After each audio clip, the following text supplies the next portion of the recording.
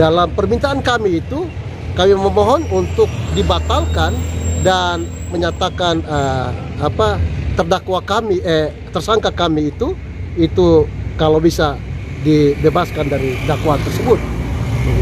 Dalam ini tersangka Randi Bajide ya?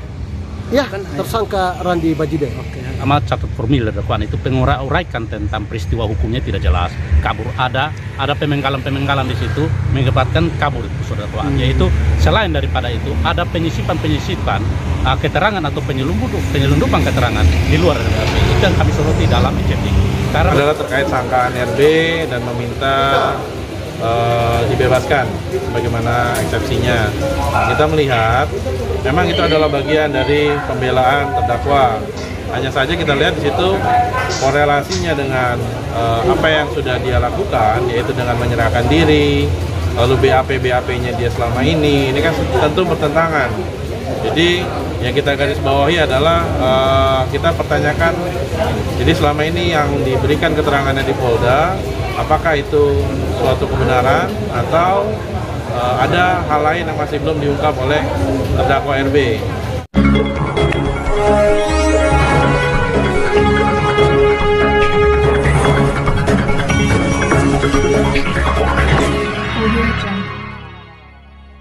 Pemirsa yang budiman, terima kasih telah mengunjungi channel Suara Fakta Hukum. Jangan lupa like, subscribe, dan komentar. Yaitu pembacaan eksepsi. Pak bisa menjelaskan terkait dengan sidang hari ini? Baik, terima kasih. Yang pertama, patut kita mengucap syukur ya. Satu tahapan itu sudah kami lewati, di mana sesuai dengan proses persidangan itu, bahwa setelah pembacaan dakwaan oleh jaksa penuntut umum, itu kami diberi hak oleh undang-undang untuk menanggapi dalam eksepsi atau jawaban kami terhadap dakwaan tersebut. Dan kami berterima kasih, ruang itu telah kami pakai dan kami gunakan, di mana menurut kami dakwaan jaksa penuntut umum itu beberapa hal itu ada cacat formil, sehingga jelas tadi dalam isi eksepsi kami telah sampaikan bahwa dakwaan itu tidak cermat, tidak jelas, dan kabur. Sehingga dalam permintaan kami itu kami memohon untuk dibatalkan dan menyatakan tersangka kami itu kalau bisa dibebaskan dari dakwaan tersebut. Dalam ini tersangka Randi Bajide ya? Ya, tersangka Randi Bajide. Begitu, karena salah satu pemenuhan itu adalah dakwaan. Begitu, dakwaan itu diatur dalam undang-undang bagaimana dia harus diperhatikan, bahwa selain yang tadi itu soal identitas harus lengkap, dan juga harus menggambarkan sebuah peristiwa hukum, peristiwa pidana, yang mana harus jelas, cermat, dan lengkap. Kalau secara formil itu cacat, berarti ada konsekuensi hukum bahwa harus dibatalkan. Begitu. Itu bukan karena kami, itu karena diatur oleh undang-undang, dan kami mempunyai tanggung jawab sebagai penasihat hukum, sebagai seorang advokat yang tentunya punya kompetensi di dalam memberikan advies hukum atau bantuan hukum bagi klien kami yang dalam hal ini kebetulan menjadi tersangka adalah Randi Bajide. Mungkin itu yang bisa saya sampaikan, nanti ditambahkan oleh teman-teman saya. Oke, kalau menyangkut dengan tadi yang kami ajukan, yaitu eksepsi, itu berhubungan dengan beberapa hal yang menyangkut dengan kecacatan formil maupun material dari kasus dakwaan. Terutama catat formil dakwaan itu penguraikan tentang peristiwa hukumnya tidak jelas, kabur ada pemenggalan di situ mengakibatkan kabur itu dakwaan. Yaitu selain daripada itu ada penyisipan keterangan atau penyelundupan keterangan di luar dari RB. Itu yang kami soroti dalam ECP. Karena berbicara tentang konteks surat dakwaan, harusnya uraian itu harus cermat, lengkap, dan sistematika daripada surat dakwaan harus jelas. Kalau hanya terpotong menghasilkan nanti hak pembelaan daripada tersangka itu nanti tidak maksimal. Oleh karena itu kami yang soroti hal itu supaya kalau bisa ke depannya jaksa, kalau yang kami minta itu adalah dakwaan itu batal demi hukum, karena memang secara formil materi dakwaannya tidak memenuhi unsur syarat formil materi. Dengan demikian kami minta dakwaan itu batal demi hukum. Nah, kemudian menyangkut dengan keputusan itu ada pada majelis hakim, silakan majelis hakim mempertimbangkan. kalau seperti yang seandainya dikabulkan ya silakan jaksa memperbaiki dakwaan itu untuk membuat jadi terang lengkap. Jangan buat yang sesuatu yang di luar BAP dimuat seolah-olah bahwa itu barang itu ada. Dengan dakwaan cacat hukum berarti penahanan Randi ini menurut Bapak seperti apa? Itu baru menurut kami, silakan nanti majelis hakim mempertimbangkan. Nah, kalau seandainya dikabulkan, berarti ya mau tidak mau terdakwa harus di luar, kan gitu. Tapi kalau tidak dikabulkan ya kita masuk pada pokok perkara. Iya. Apakah ada hal lain yang hendak Bapak sampaikan saat ini? Kalau hal-hal lain ya mungkin tadi ketika mungkin teman wartawan juga sudah melihat itu bahwa uraian secara kronologis dalam kami punya eksepsi sangat jelas. Pasti sudah tahu juga seperti apa pasti dari teman wartawan sudah mengetahui sebelumnya. Hari ini juga ada sidang terkait dengan pra-peradilan Ira Uwa. Ya. Bagaimana dengan proses pra-peradilan hari ini, Pak? Kalau proses itu kan kami serahkan semua kepada majelis hakim tunggal. Kenapa? Kami hanya berusaha membuktikan bahwa dia tidak terlibat dalam persoalan ini. Nah, apakah penetapan dia tersangka itu mencukupi 2 alat bukti sebagaimana diatur oleh aturan? Silakan nanti majelis hakim tunggal yang menilai hal itu.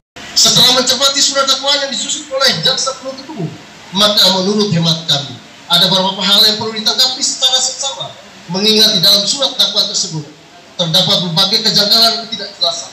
Alasan kami mengajukan keberatan tersebut terhadap surat dakwaan penuntut umum pada Kejaksaan Negeri Kota Kupang nomor perkara PDN 16 garing N-3/2/03/2022 adalah karena surat dakwaan tidak cepat, jelas dan lengkap sehingga menyebabkan surat dakwaan menjadi kabur, tidak terhukum, tidak legitimasi, terkesan asal jadi serta terkesan dipaksakan. Adapun uraian surat dakwaan yang tidak cermat, tidak jelas dan tidak lengkap adalah sebagai berikut. Surat dakwaan tidak didasarkan pada hasil penyidikan. Bahwa dalam surat dakwaan ditujukan kepada terdakwa, penuntut umum menyebutkan terdakwa melakukan perbuatan bersama-sama dengan orang lain dengan memberi keterangan diajukan dalam berkas terpisah. Namun terhadap orang tersebut bahkan belum ada penetapan dirinya sebagai tersangka ketika surat dakwaan itu diajukan ke Pengadilan Negeri Kupang. Bahwa pada alinea pertama dakwaan ke-1 primer dan subsidiar serta dakwaan kedua primer dan subsidiar, penuntut umum menyebutkan bahwa terdakwa Randi Suhardi Bajidu alias Randi bersama dengan Ira Astana Dewi Uwa diajukan dalam berkas perkara terpisah dan seterusnya. Bahwa surat dakwaan yang dibuat oleh penuntut umum bahan bakunya berasal dari hasil penyelidikan. Rumusan-rumusan dalam surat dakwaan pada hakikatnya tidak lain daripada hasil penyidikan sesuai dengan apa yang disampaikan oleh Gatot Supramono, Teknik Menyusun Surat Dakwaan Jakarta 2021 halaman 40. Penyidikan menurut pasal 1 ayat 2 KUHP adalah serangkaian tindakan penyidik dalam hal dan menurut cara yang diatur dalam undang-undang ini untuk mencari serta mengumpulkan buktian dengan bukti itu membuat terang tentang suatu tentang tindak pidana yang terjadi dan guna menemukan tersangkanya. Bahwa kuat mengatur kewenangan penyidik untuk melakukan penyidikan kemudian segera menyerahkan berkas perkara ke penuntut umum. Artinya jika telah disepakati bukti dan menemukan tersangka, ya barulah berkas tersebut diserahkan kepada penuntut umum. Pasal 110 KUHP mengatur dalam hal penyidik telah selesai melakukan penyidikan, penyidik wajib segera menyerahkan berkas perkara itu kepada penuntut umum. Bahwa dalam surat dakwaan ternyata penuntut umum seolah-olah telah menerima berkas perkara atas nama Irawati Astana Dewi Uwa yang telah lengkap, sehingga terjadi pertanyaan bagi kita semua di sidang yang mulia ini. Apakah penuntut umum bertindak pula sebagai penyidik dalam perkara itu? Hal ini tentunya sangat jauh dari sistem peradilan pidana yang berlaku di Indonesia, di mana setiap badan baik kepolisian masing-masing yang tidak dapat melakukan intervensi kepada yang lain. Bahwa pelimpahan berkas perkara atas nama terdakwa Randi Suhardi Bajidu dilakukan pada tanggal 25 April 2022 sebagaimana pula surat dakwaan tersebut diberikan tanggal 25 April 2022, sedangkan saudari Irawati Astana Dewi Uwa baru ditetapkan sebagai tersangka oleh penyidik Polda NTT pada tanggal 26 April 2022. Dengan demikian, pencantuman nama Irawati Astana Dewi Uwa bersama-sama terdakwa melakukan pembunuhan dengan penekanan diajukan dalam berkas terpisah. Padahal terhadap diri orang tersebut belum disematkan status tersangka. Hal yang menunjukkan penuntut umum tidak cermat di dalam membuat surat dakwaan karena tidak didasarkan pada hasil penyidikan. 2. Surat dakwaan dibuat tanpa dasar hukum yang jelas. Bahwa di awal surat dakwaan penuntut umum menguraikan bahwa terdakwa adalah suami dari Irawati Lestari Tua alias Ira. Bahwa dakwaan yang dibuat oleh penuntut umum yang ditujukan kepada terdakwa Randi Suhardi Bajide adalah merupakan dakwaan yang tidak benar atau palsu, karena dalam dakwaan jaksa penuntut umum tidak mengakomodir fakta-fakta yuridis yang telah disampaikan oleh terdakwa saat penyelidikan dan penyelidikan di kepolisian. Namun jaksa penuntut umum melakukan penyelundupan keterangan ke dalam surat dakwaan di luar berita acara pemeriksaan penyidik kepolisian Polda NTT. Bahwa dalam uraian tindak pidana yang dilakukan oleh terdakwa, penuntut umum menguraikan hanya terdapat 3 orang pada saat terjadi tindak pidana, yaitu terdakwa sendiri, korban Astrid Evita Seprini Manafe alias Ate, dan anak Lael Makabe. Artinya hanya terdakwa yang tahu persis perbuatan apa yang dilakukan pada saat kejadian. Karena itulah dilakukan rekonstruksi pada tanggal 21 dan 22 Desember 2001 yang menunjukkan terdakwa membunuh korban Astrid Evita Seprini Manafe, sedangkan anak Lael dibunuh oleh ibu kandungnya, yaitu korban Astrid Evita Seprini Manafe. Namun dalam surat dakwaannya, penuntut umum menguraikan terdakwa melakukan pembunuhan terhadap anak Lael Makabe. Tentu hal ini menjadi catatan atas dasar apa uraian surat dakwaan tersebut dibuat. Bahwa berdasarkan berita acara pemeriksaan penyidik Polda NTT, tujuan terdakwa membuka blokir kontak HP korban Astrid karena ingin bertemu dengan Astrid Evita Seprini Manafe alias Ate. Ulang yang mulia. Bahwa berdasarkan berita acara pemeriksaan penyidik Polda NTT, tujuan terdakwa membuka blokir kontak HP korban Astrid karena ingin bertemu dengan Astrid Evita Seprini Manafe dan Lael untuk bicara baik-baik dengan korban Astrid Evita Seprini Manafe agar tidak lagi mengganggu rumah tangga terdakwa, dan terdakwa ingin mengambil anak Lael. Hasil hubungan antara terdakwa dan korban Astrid yang nantinya akan dipelihara terdakwa, akan tetapi permintaan terdakwa untuk mengambil anak Lael tidak disetujui oleh Astrid Evita Seprini Manafe. Bahwa dalam percakapan antara terdakwa dengan Astrid Evita Seprini Manafe tersebut, korban Astrid Evita Seprini Manafe menyatakan tidak ingin memberikan anak jika terdakwa mau mengambil Lael, maka terdakwa harus juga mengambil Astrid Evita Seprini Manafe karena Astrid Evita Seprini Manafe sudah menunggu terdakwa selama 14 tahun. Namun dijawab oleh terdakwa bahwa terdakwa tidak mungkin mengambil korban Astrid Evita Seprini Manafe karena terdakwa sudah berkeluarga.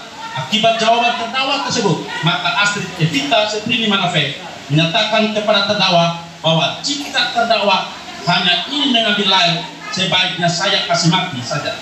Saat itu terdakwa tidak mengira kalau Astrid Evita Seprini Manafe dengan berani melakukan pembunuhan terhadap Lael.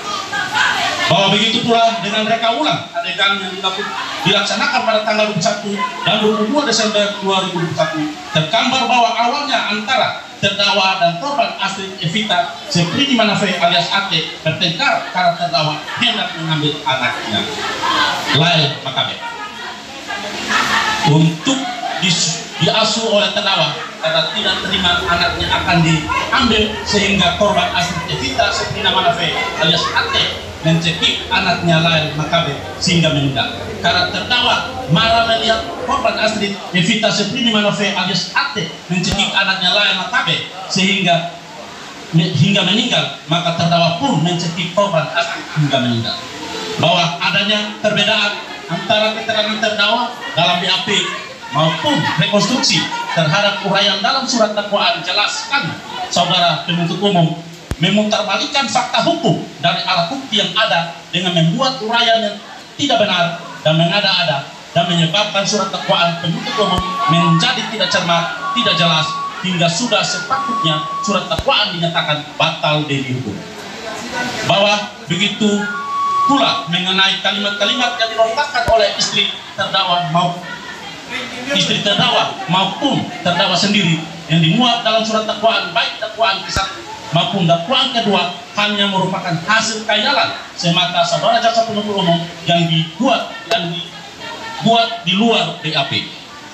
Bahwa dalam surat dakwaan penuntut umum menyatakan pada saat terjadi keributan atau percecokan Irawati Astana Dewi Ua alias Ira sering mengungkapkan kata-kata selama Astrid dan Lael masih ada, saya hidup tidak akan tenang.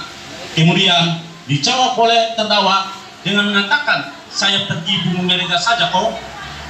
Kata-kata tersebut sering dilontarkan setiap ada keributan atau percecokan antara terdakwa dan Irawati Astana Dewi Ua alias Ira. Bahkan dalam BAP yang mencetik anak Lael adalah Astrid, namun jaksa penuntut umum manipulasi keterangan ke dalam surat dakwaan seolah-olah terdakwalah yang membackup anak Lael. Bahkan uraian dalam surat dakwaan tersebut merupakan uraian fiktif atau khayalan penuntut umum yang tidak didasarkan pada BAP yang telah diserahkan oleh penyidik kepada penuntut umum pada tanggal 30 Maret 2022. Sebab pada BAP tidak pernah ada kata-kata tersebut, namun secara tiba-tiba dimunculkan oleh penuntut umum dalam surat dakwaan. Hal tersebut telah dibantah pula oleh terdakwa pada sidang pembacaan dakwaan. Dalam surat dakwaannya, penuntut umum mencatatkan pasal terdakwa bersama-sama dengan Irawati Astana Dewi Ua dan seterusnya. Kemudian penuntut umum mencatatkan pasal 55 ayat 1 ke 1 KUHP, artinya menurut penuntut umum tindak pidana yang didakwakan dilakukan bukan oleh terdakwa saja. Pasal 55 ayat 1 ke 1 KUHP berbunyi, dipidana sebagai pelaku tindak pidana 1. Mereka yang melakukan, yang menyuruh melakukan, dan yang turut serta melakukan perbuatan. Pasal ini berarti ada 2 orang atau lebih yang melakukan suatu tindak pidana dan terdapat kerjasama yang erat antara terdakwa dengan orang lain untuk melakukan tindak pidana yang didakwakan kepadanya. Terdakwa dapat bertindak sebagai 1. Orang yang melakukan langsung perbuatan pidana tersebut. 2. Atau orang yang menyuruh agar dilakukan perbuatan tersebut. 3. Atau orang yang teori hukum dan jurisprudensi, kualifikasi turut serta melakukan perbuatan sebagaimana dimaksud dalam pasal 55 ayat 1 ke 1 KUHP pada prinsipnya adalah untuk turut serta melakukan diisyaratkan bahwa semua orang yang turut melakukan mempunyai kesengajaan yang diperlukan dan pengetahuan yang diisyaratkan untuk melakukan perbuatan pidana. 2. Kerjasama dari setiap orang sedemikian lengkap dan erat untuk melakukan perbuatan pidana. 3. Setiap orang benar-benar ikut aktif ambil bagian dalam pelaksanaan unsur pokok dari perbuatan pidana. Bahwa dalam uraian-uraian dakwaan selanjutnya, penuntut umum kemudian menguraikan tentang perbuatan pidana yang dilakukan oleh terdakwa seorang diri di atas mobil Toyota Rush warna hitam nomor polisi B2906 TKW tanpa ada kerjasama dengan orang lain. 2. Bahwa begitu pula dengan rangkaian perbuatan material yang dilakukan oleh saudara Irawati Astana Dewi Ua sama sekali tidak diuraikan penuntut umum dalam surat dakwaannya, sehingga menjadi kabur dan tidak jelas tentang pernyataan dan orang lain dalam perbuatan yang didakwakan kepada terdakwa. 3. Bahwa uraian perbuatan materi dari pelaku yang disebutkan dalam surat dakwaan sangat penting dilakukan oleh penuntut umum agar dapat diketahui peran tiap-tiap orang dalam perbuatan pidana didakwakan, sehingga dapat dikualifikasi pula apakah terdakwa sebagai orang yang melakukan, ataukah sebagai yang menyuruh melakukan, atau sebagai yang turut serta melakukan. Bahwa dalam surat dakwaan penuntut umum sama sekali tidak menyebutkan perbuatan material dari pelaku lain yang disebutkan bersama-sama dengan terdakwa melakukan perbuatan pidana, sehingga mengakibatkan surat dakwaan penuntut umum menjadi rancu dan kontradiktif. Di satu sisi, penuntut umum menyebutkan adanya kerjasama terdakwa dengan orang lain, yaitu saudara Irawati Astana Dewi Ua dengan mencantumkan pasal 55 ayat 1 ke 1 KUHP. Namun dalam uraian selanjutnya penuntut umum menguraikan terdakwa melakukan perbuatan pidana seorang diri. Bahwa begitu pula mengenai waktu dan tempat dan perbuatan bersama-sama tersebut tidak digambarkan dengan jelas dan lengkap dalam surat dakwaan penuntut umum, sehingga menjadi tidak jelas pula apakah saudara Irawati Astana Dewi Ua sebagai orang yang melakukan, atau sebagai orang yang menyuruh melakukan, atau orang yang turut serta melakukan, perbuatan pidana bersama-sama dengan terdakwa. Hal ini tentu sangat merugikan terdakwa karena berkaitan erat dengan pasal dakwaan pokok penuntut umum. Dengan demikian, surat dakwaan penuntut umum tidak memenuhi kriteria cermat, jelas, dan lengkap sebagaimana yang disyaratkan. 5.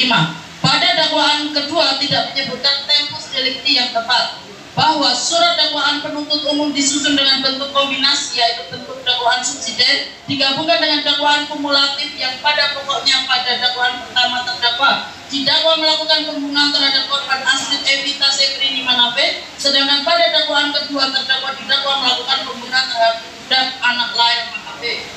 Bahwa selanjutnya dalam alinea pertama, dakwaan pertama penuntut umum menyatakan terdakwa melakukan tindak pidana pembunuhan pada hari Sabtu tanggal 29 Agustus 2021 sekitar pukul 9. Begitu pula pada alinea pertama, dakwaan kedua menyebutkan waktu terjadinya tindak pidana yaitu pada hari Sabtu tanggal 28 Agustus 2021 sekitar pukul 9. Artinya, waktu terjadinya tindak pidana dalam dakwaan pertama dan kedua adalah sama persis menurut penuntut umum. Bahwa hal ini sangat kontradiktif dengan uraian perbuatan pidana yang digambarkan oleh penuntut umum dalam uraian dakwaan selanjutnya. Dalam uraian perbuatan yang tidak dilakukan oleh terdakwa pada dakwaan kedua primer halaman 33-34 dan dakwaan kedua subsidiar halaman 46, surat dakwaan penuntut umum menyatakan beberapa saat kemudian sekitar pukul 9 terdakwa mencekik dan membekap Astrid Evita Septrini Manape alias AT menggunakan kedua tangannya, dan saat itu Astrid Evita Septrini Manape alias AT melakukan perlawanan. Bahwa uraian ini menggambarkan pada saat terjadi tindak pidana ada usaha perlawanan dari korban Astrid Evita Septrini Manape, sebelumnya akhirnya korban Astrid Evita Septrini Manape meninggal, sehingga tentu ada jeda waktu yang seharusnya disebutkan dengan jelas oleh penuntut umum antara dakwaan pertama dan dakwaan kedua. Oleh karena itu, mencantumkan waktu yang persis sama pukul 9 pada dakwaan pertama dan dakwaan kedua menunjukkan surat dakwaan penuntut umum tidak cermat, jelas, dan tepat. Apa mungkin soal persidangan hari ini yang bagaimana sebagai kuasa hukum yang ya, terkait sidang hari ini yang kita lihat pada saat sidang tadi eksepsi dari terdakwa RB, kita ada beberapa poin yang jadi garis besar kita. Yang pertama adalah terkait sangkaan RB dan meminta dibebaskan bagaimana eksepsinya. Kita melihat memang itu adalah bagian dari pembelaan terdakwa.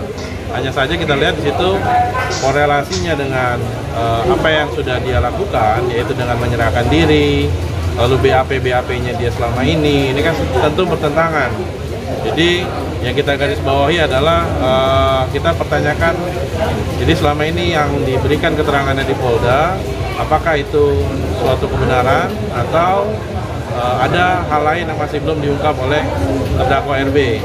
Karena dari apa yang dia sampaikan melalui kuasa hukumnya terkait dengan pembelaan tadi, itu jelas pembelaan untuk dibebaskan dari segala tuntutan dan dakwaan. Artinya yang bersangkutan ini menyangkal seluruh perbuatan yang ada. Nah, itu yang harus didalami lagi pada saat nanti pembuktian di persidangan. Saya yakin pihak kejaksaan memiliki fakta dan bukti-bukti yang mampu mendukung dari dakwaan yang sudah dibacakan sebelumnya. Lalu terkait dengan sidang pra-peradilan yang tadi sudah dilaksanakan, terkait dengan saksi ahli yang pertama yaitu ahli bahasa, saya rasa terkait dengan ahli bahasa ada suatu hal yang mungkin keliru, yang mana kalau kita lihat ahli bahasa ini sangat substansial terkait dengan materi dari sidang dakwaan yang dijalani oleh RB. Artinya lebih menyangkut substansi dari materi. Nah, itu yang kita lihat harusnya tidak tepat. Saksi bahasa ini menjelaskan terkait dengan materi-materi selama persidangan dan juga materi-materi yang terkait langsung dengan hasil penyidikan dan penyelidikan. Lalu terkait dengan saksi ahli yang kedua, kita melihat di situ ada beberapa penekanan yang saya rasa juga menguntungkan pihak Polda terkait dengan dua alat bukti dan didukung oleh satu alat bukti yang diperbolehkan menurut ahli yang di situ membuat kami secara minimal bukti yang disebutkan itu sudah lebih dari cukup, dan kami yakin penyidik Polda NTT menyerahkan bukti kepada pihak kejaksaan sudah lebih dari cukup, yang nantinya akan kita lihat di persidangan apakah bukti-bukti tersebut nanti bisa mendukung dari proses persidangan terhadap RB. Dan tentunya terhadap pra-peradilan kami berharap majelis hakim menolak permohonan pra-peradilan. Itu harapan dari kami tentunya pihak keluarga, agar nantinya ke depan sidang ini, pemeriksaan ini bisa diperiksa secara materi di persidangan utama, yaitu sidang terhadap IU sendiri. Itu yang kami harapkan. Kita sudah ketahui dari awal bahwa keterangan tersangka terdakwa itu adalah keterangan yang bisa didengar atau tidak bisa didengar dan dianggap paling akhir oleh majelis hakim. Jadi menurut saya hal-hal tersebut sah-sah saja ya. Jadi itu merupakan bagian dari pembelaan. Yang jelas adalah kita berharap dari sangkaan yang dilakukan oleh terdakwa itu membuka celah. Artinya kan memberikan suatu petunjuk. Jadi apa yang sebenarnya terjadi? Itu yang harapan kami nanti akan bisa terbongkar di sidang selanjutnya.